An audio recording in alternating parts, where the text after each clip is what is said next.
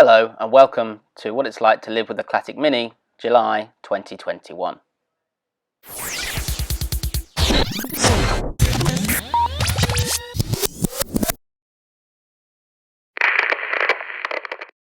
In this vlog series, I go through what it's like to live with my Classic Mini in Toronto, including the work I get done to the car and the costs, as well as some of the key facts and figures about how the car performed during the month. So let's look at the key numbers from July 2021. In the dashboard for July, we're going to focus on the Sykes Pickerfant readings, the spend, as well as the MPG. I use the Sykes Pickerfant tool to take readings of the car after I do a significant drive of any sort.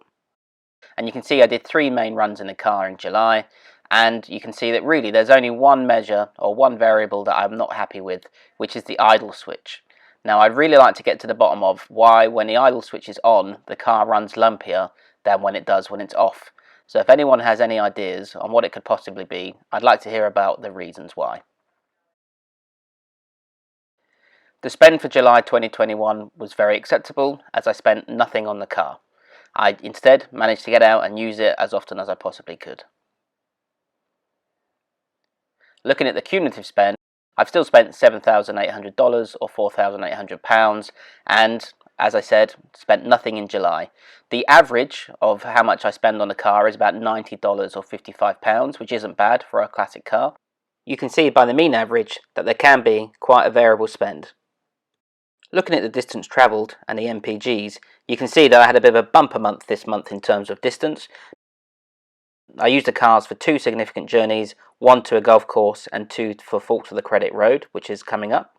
And if you look at the MPG, it returned excellent fuel efficiency this month at almost 35 US miles per gallon.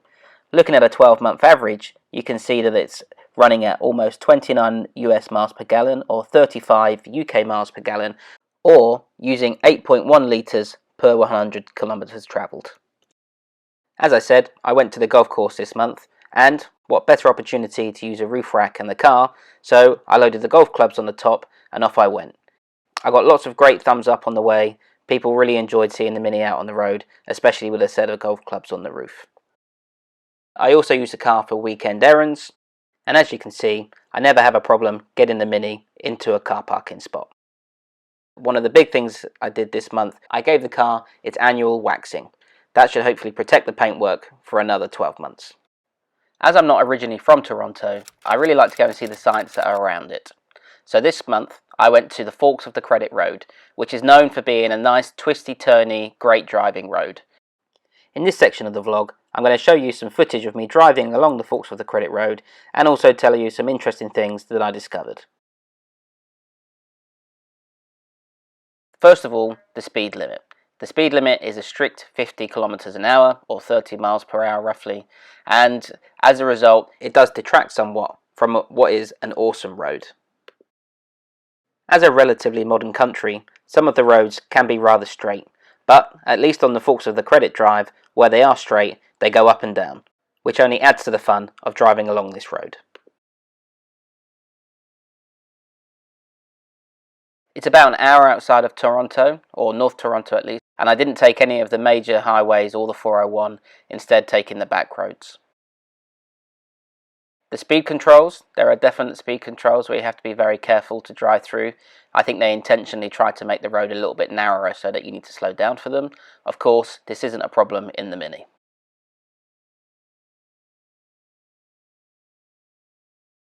As you can see, the scenery is fantastic and it's a very enjoyable drive as you go through the twisty turns.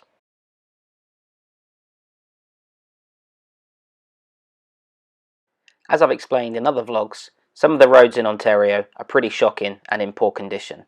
However, the condition of the road I'd say is pretty good, not too many potholes, certainly not Toronto worthy potholes anyway. You probably can also notice that it doesn't lack for road signs. It's certainly well signposted as you drive along it.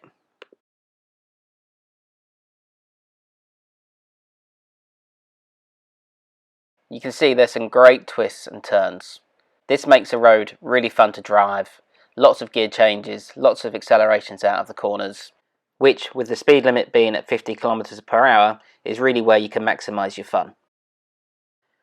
Also some great houses along the road, probably quite an expensive place to live, I'd imagine. Lots of bridges to go over as you crisscross and follow the ravines through the landscape. And it's quite a popular spot apparently for fishing.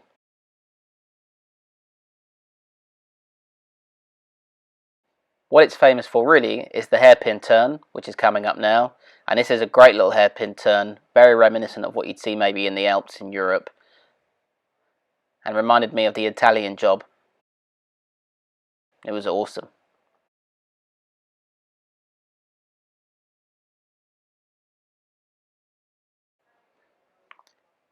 Admittedly, I did it a couple of times, turned round to make sure I maxed out the enjoyment of going around the hairpin. Here's the hairpin from another view, and you can really see that there's a bit of gradient here, and it really is a hairpin turn.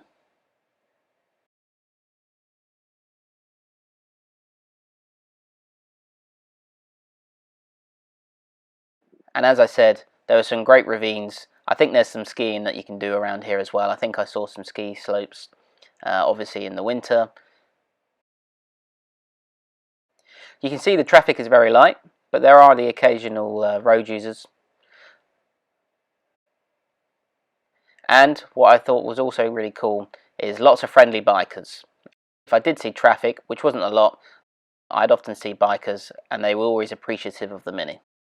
There's also a provincial park for Forks of the Credit, and I did make my way up there. However, on this day, the roads were jam-packed with cyclists as there was a cycling event, so in a while I did turn around.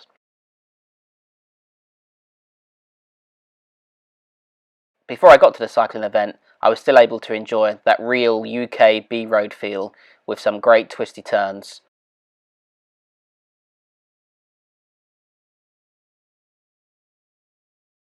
It was a great opportunity to put the new steering rack that was installed in June 2021 through its paces. The Mini ran great, all the way there, all the way back. In total, it was about a 3.5 hour drive. I have to be honest, my right leg was a bit dead after it, but I had a lot of fun. The Mini got a lot of waves, a lot of people enjoyed seeing it out on the road. So I'll leave you then with some more footage of me driving the car with a point of view style through the Forks of the Credit. If you live in Ontario, I'd fully recommend it in whatever vehicle you have. It's a great little road to go around. And if you're not from Ontario, this at least gives you a bit of a view that it's not just straight roads in North America. There are some great driving roads if you know where to look.